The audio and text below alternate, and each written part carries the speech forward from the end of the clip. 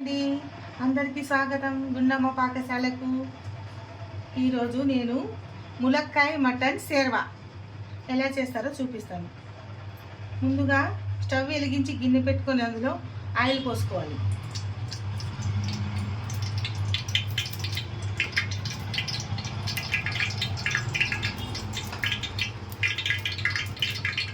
Oil ఇలా అయిపోయిన తర్వాత చెక్క లవంగాలు దంచుకున్నాను ఇలాగా కచ్చా పచ్చా.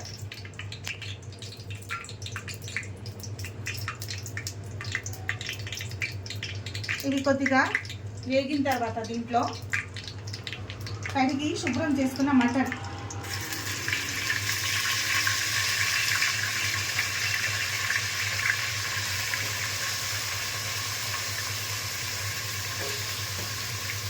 వేసి ఇలా కలుపుకొని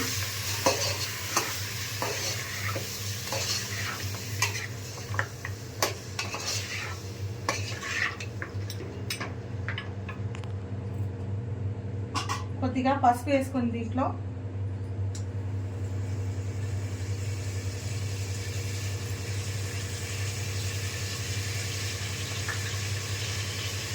కలుపుకొని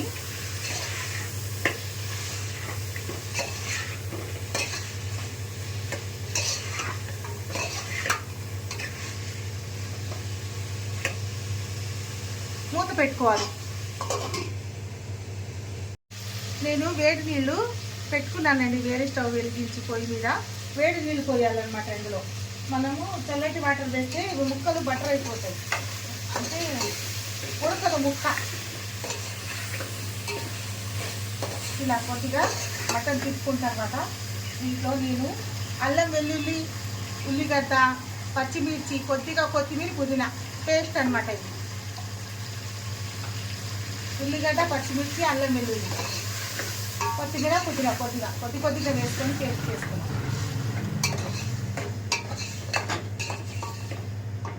ఇది ఇలా తప్పుకున్న తర్వాత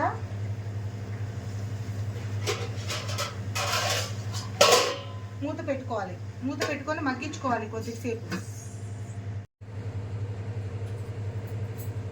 ఇలా మూత తీసుకొని చూసుకొని ఇలా మధ్యలో కలుపుతూ ఉండాలండి. ఇలాగా లేకపోతే కింద అంటుకుపోతుంది అనమాట. ఇలా ఆయిల్ అంతా పైకి వచ్చినప్పుడు దీనిలో మనము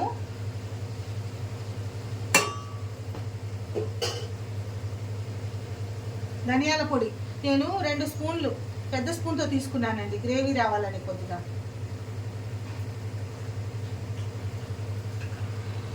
పొడి కారం మేము ఎక్కువ తింటాం, అందుకే 2 పెద్ద స్పూన్తో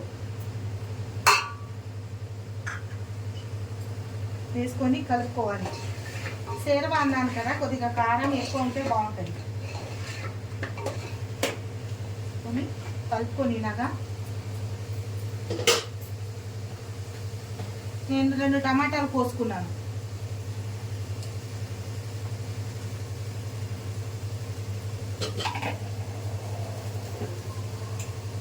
ఉప్పు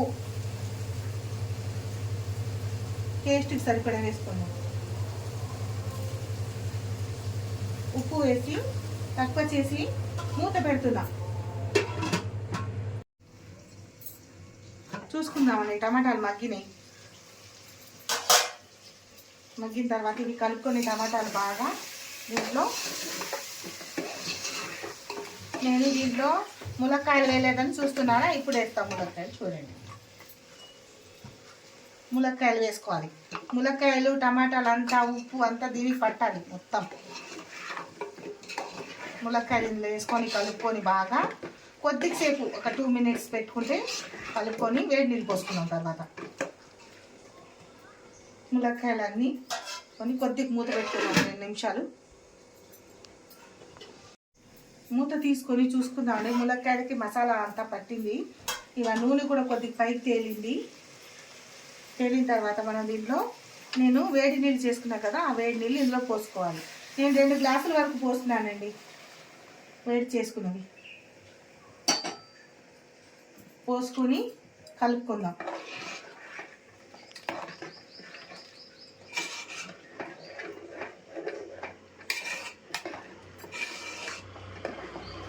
పెట్టుకొని మూత పెట్టుకొని ఉడికించుకుందాం.